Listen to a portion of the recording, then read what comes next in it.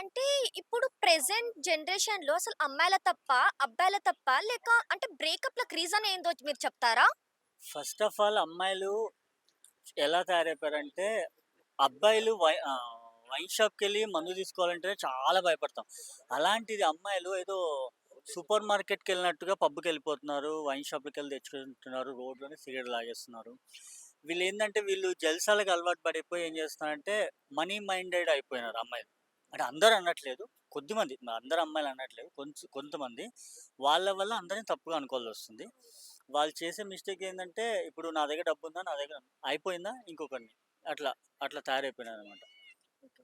అంటే ఇప్పుడు ప్రెజెంట్ అమ్మాయిల కోసం అంటే మీరెలా అన్నారు మీ బ్రేకప్ అయింది. ప్రెజెంట్ ఈ అమ్మాయిల కోసం ఏమైనా మెసేజ్ ఇయ్యాలనుకున్నారా?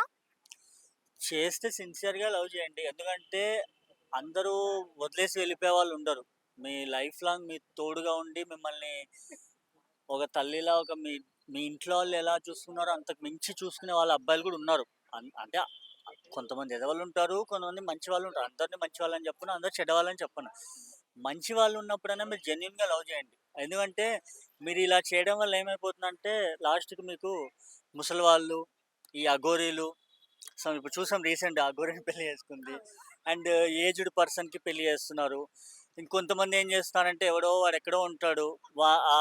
వాడి జాబ్ పర్పస్ మీద ఎక్కడికెళ్తా అలాంటి వాళ్ళని ఇచ్చి పెళ్లి చేస్తారు. వాళ్ళ వల్ల ఏమైపోతుంది మళ్ళీ వేరే రిలేషన్‌లు అది తెలిసి వాడొచ్చేసి వీళ్ళని చంపేయడం. ఎందుకు ఇవన్నీ? అదే జెన్యూన్‌గా ఒకరిని పెళ్లి చేసుకోండి. ఒక్కడినే ప్రేమించండి. ఒకరిని పెళ్లి చేసుకుంటే లైఫ్ హ్యాపీగా ఉంటది గదా!